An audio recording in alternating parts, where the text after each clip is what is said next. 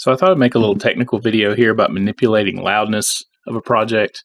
This is something I've really struggled to figure out, and I figured it out at least enough now where I can manipulate the numbers and get it where I want it without twisting myself in knots for hours. This may still not be the right way to do it. Obviously, I'm not any kind of professional engineer or whatever, but what I figured out seems pretty reliable, so I'll just show you how I've been doing it, and if it's helpful for you, fantastic. So I've got this project here, which is a podcast. Obviously, this is pretty simple, just 3 tracks. I think the same principles would apply to a big project with a whole bunch of different tracks. Obviously, the mix would just be more complicated. So anyway, I've got everything balanced. I've got it sounding like I want to, and now I want to set the overall volume to my targets.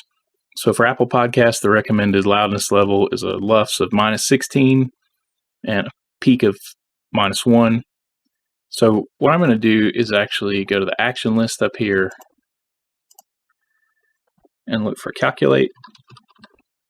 This way I can see what the overall loudness is without actually rendering a file.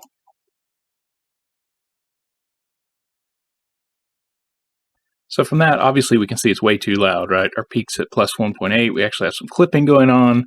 So I've got to make this whole thing more quiet or less loud, I suppose. So what I'm going to do is go down to the master effects chain here and put on this, find it by typing volume, this volume pan smoother. So our peak was at +1.8 and we want the peak to be at -1. So on the volume level here, I'm just going to put -2.8. So that should get us down to -1 where we want to be. So let me do the dry run again.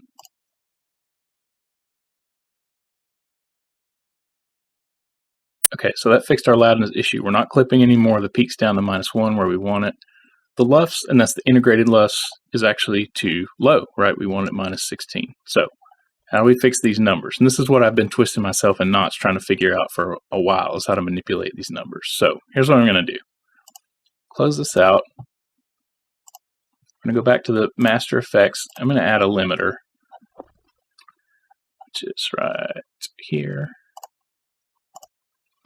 I'm going to put this after the volume effect that I just used because I want that to stay where it is. So now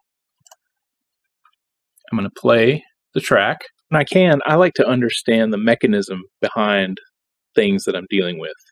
And I'm going to watch the waveform there, and I'm going to lower the threshold on the limiter until it's actually catching the sort of the peaks of the waveforms. And I like to understand the mechanism behind things that I'm dealing with. I feel like the deeper your understanding of a topic is, the easier.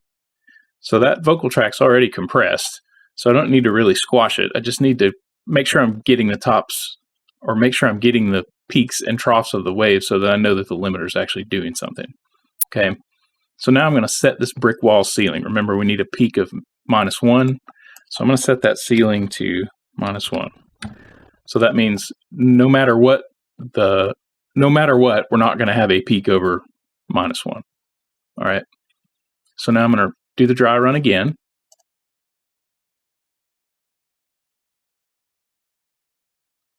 Okay. So now our peak's still at -1, which of course that's always going to be the case now that we've put that limiter on. When we look at the LUFS, now we're actually too loud. We're at -14. And we want it to be down around -16. So the difference there is 2.6. So I'm going to go back to my limiter.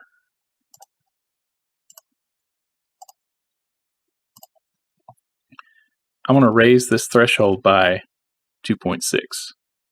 So that's going to get me to 6.8 -6.8. So I'm just changing the threshold of the limiter, not messing with the ceiling at all. Let's run it again.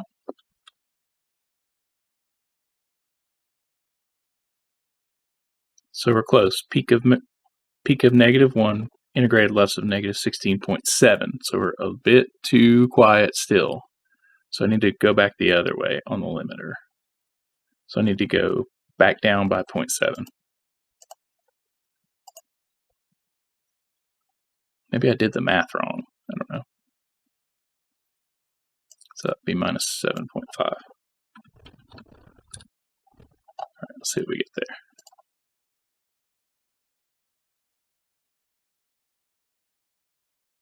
All right, there we go. Perfect.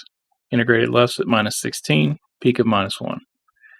So I guess the big revelation for me in all this was to leave the fader alone, because once you have all the compressors and all the effects on these other tracks, I've got this whole effects chain on this vocal track.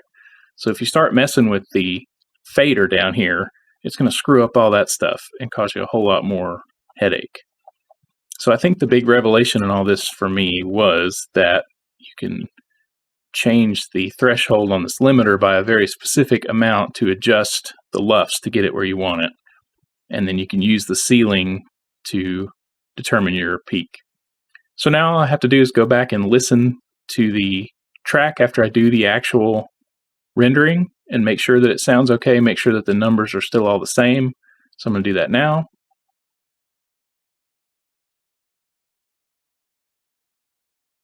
All right, numbers still came out exactly where we wanted them. So now I'm just going to go find the finished audio file and make sure that it sounds right.